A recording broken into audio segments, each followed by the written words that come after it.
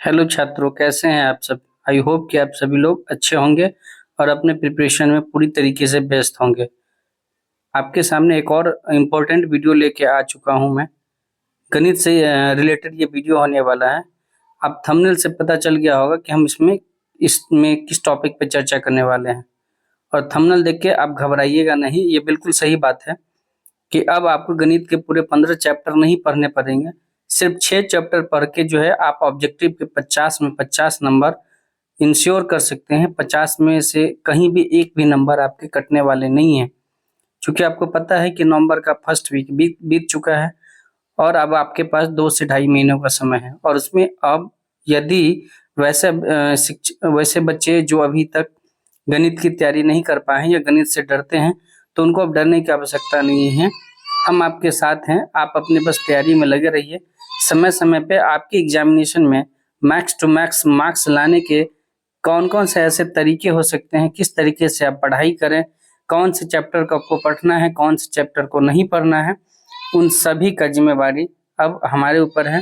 तो इस वीडियो में हम आपको दिखाएंगे क्वेश्चन बैंक से रिलेटेड। क्वेश्चन बैंक का एनालिसिस करने के बाद आपको हम ये बताएंगे कि कौन कौन से ऐसे चैप्टर हैं जिसको आप पढ़ लेते हैं तो ना आपके सिर्फ 50 नंबर तो ये इंश्योर होंगे ही होंगे, लेकिन बहुत से इस 6 चैप्टर में बहुत से ऐसे भी चैप्टर हैं जिसमें से आपको जो है दीर्घोत्तरीय और लघुत्तरीय भी बहुत सारे सवाल जो हैं आने वाले हैं।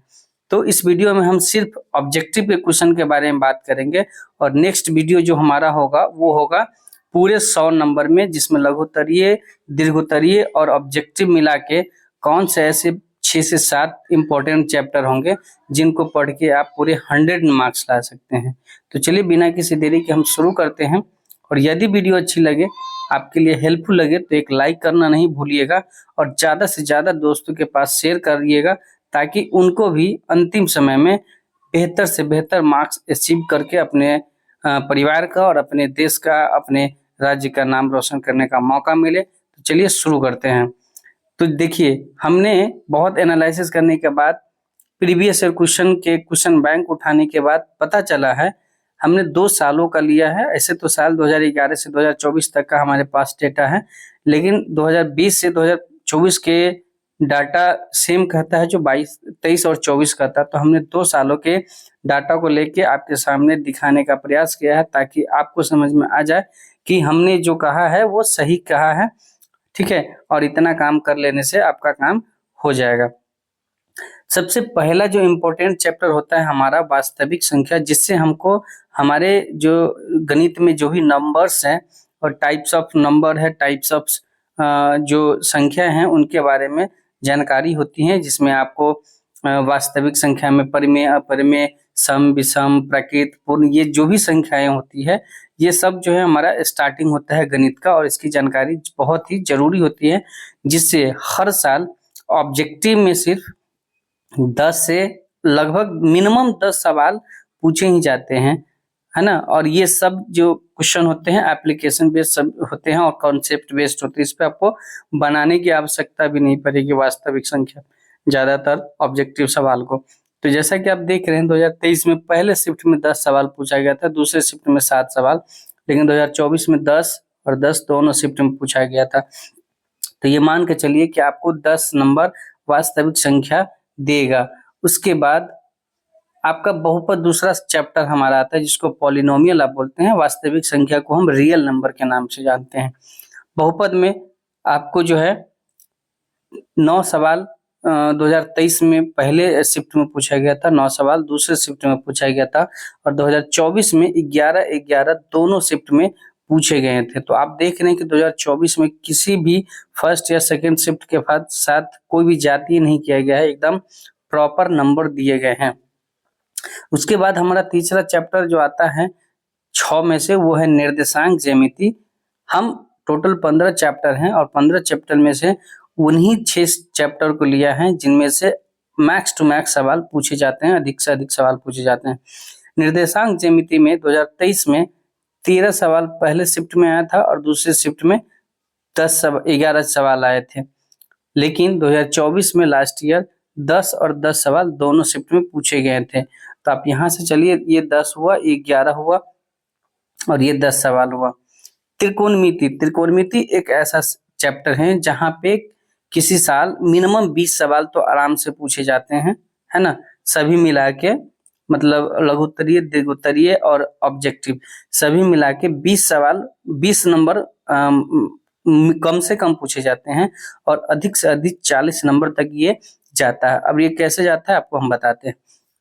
त्रिकोणमिति में आप देखेंगे तो 2023 में 19 नंबर ऑब्जेक्टिव आए थे और 27 नंबर दूसरे शिफ्ट में आए थे। आप सोच सकते हैं, पहले शिफ्ट में 19 नंबर और दूसरे में 27 त्रिकोणमिति, और जो 2024 में था वो 12-12 सवाल सिर्फ और सिर्फ ऑब्जेक्टिव के आए थे दोनों शिफ्ट में।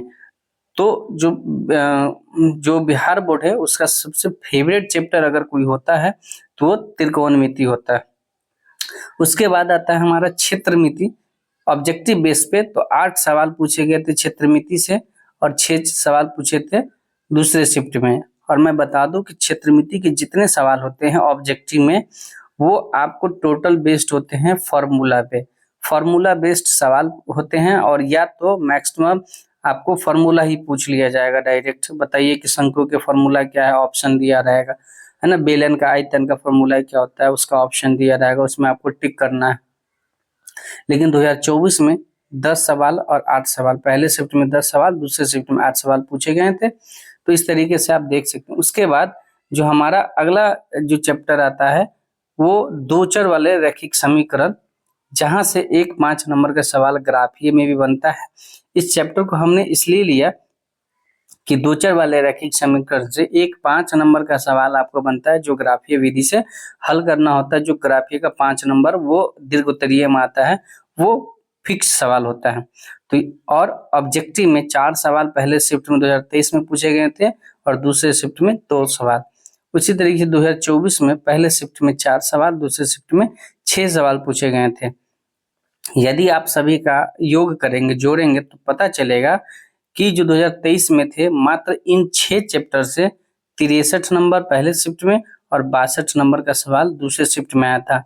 और यही 6 चैप्टर से 2024 में 57 नंबर और 57 नंबर आ रहे थे। तो आप ऐसा कह सकते हैं कि यदि आप दो चर वाले रैखिक समीकरण को यहाँ से हटा भी देते फिर भी यहाँ से आपको 53 नंबर आ जाता पहले शिफ्ट में पिछले बार, और 51 नंबर, यानी 5 चैप्टर से आप पूरे 50 नंबर ले सकते हैं। चाहे आपको ज्यामिति पढ़ने में डर लगता हो, वृत्त पढ़ने में डर लगता हो, या रचना से संबंधित पढ़ने में डर लगता हो, या वृत्त से संबंधित क्षेत्रफल यानी छायांकित भाग के मान निकालने का, जिसमें थीटा बटा 360 पाई आर स्क्वायर निकालने का, अर्धवृत्त का, है ना, इस सब चीज का अगर डर लगता हो तो आप वैसे सभी चैप्टर को फिलहाल स्किप करने के बाद भी आप 50 आउट ऑफ 50 ला सकते हैं। देखिए, नंबर लाना एक अलग बात है और आपके पास चीजों का नॉलेज होना अलग बात। मैं ये नहीं कहता हूँ कि आप सभी जो है मतलब 15 में से 5 ही चैप्टर को पढ़िए, बाकी को छोड़ दीजिए।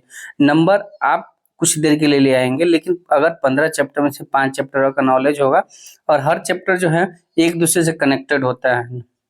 जैसे वास्तविक संख्या अगर हम पढ़ेंगे तो इसका कुछ न कुछ एप्लीकेशन आपको बहुपद में देखने को मिलेगा। यदि आपको संख्या का प्रकार ही नहीं पता होगा तो आप बहुपद को कैसे अच्छे से पढ़ पाएंगे, है ना। तो इस तरीके से मैं ये नहीं कर रहा हूँ कि आप सभी चैप्टर को छोड़ दें, लेकिन वैसे स्टूडेंट जिनकी तैयारी अभी तक अच्छे से नहीं हो पाई है, या जो पूरे पढ़ाई अभी अच्छे से नहीं कर पाए हैं और उनको डर लग रहा है कि हमारा बोर्ड में क्या होगा, तो मैं आपको ये ऑब्जेक्टिव का जानकारी दिया हूँ। तो आप खुद आप देख सकते हैं कि मात्र ये 5 से 6 चैप्टर, 5 चैप्टर पढ़ लीजिएगा तो ऑब्जेक्टिव आपका क्लियर हो जाएगा। और ये 5 चैप्टर पढ़ने में मुश्किल से कितना दिन लगेगा, तो 10 दिन का समय लगेगा। और ये 5 क्या, मैं हर एक चैप्टर का आपको ऑब्जेक्टिव सवाल इस चैनल पे देने वाला हूं, और वही सवाल मैं कराऊंगा जो पिछले सालों में पूछा गया है। 2020, 22, 21, 22, 18, 17 में जो भी सवाल पूछे गए हैं उसी सवाल को मैं कराऊंगा, ताकि आपको इस विश्वास हो सके कि वास्तव में इतना जो है पूछा जाता है। ठीक है। और इसके बाद जो नेट नोट देने की बात है ये है कि ऑब्जेक्टिव में 100 सवाल पूछे जाते हैं और इसमें विभाग कहता है आपको कि सिर्फ 50 सवालों का आप जवाब दीजिए।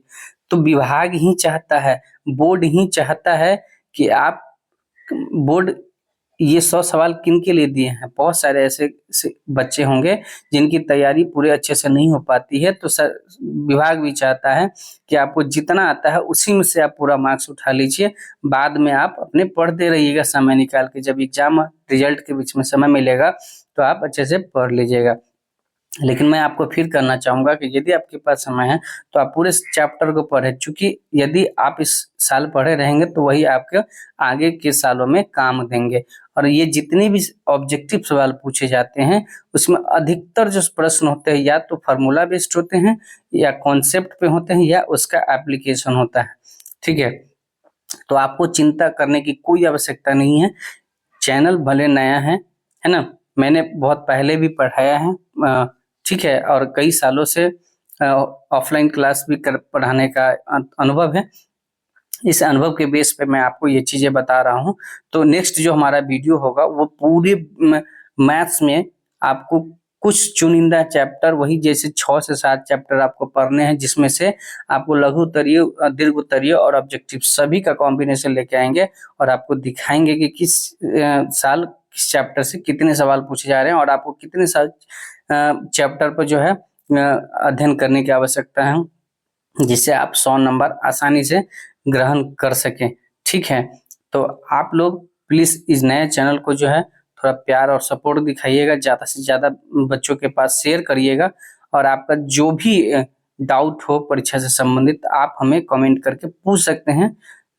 आपके सारे सवालों का हम जवाब देंगे, और जितने भी यहाँ पर चैप्टर में बता रहा हूँ उन सभी का आपको प्रिपरेशन में इस चैनल से करवा दूंगा।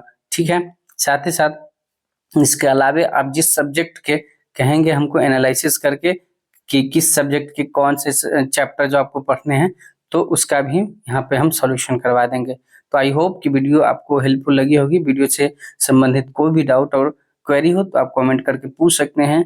चलिए मिलते हैं नेक्स्ट वीडियो में, तब तक के लिए आप स्वस्थ रहिए, मस्त रहिए और अपने पढ़ाई में पूरी तरीके से व्यस्त रहिए। Thank you so much. जय हिंद।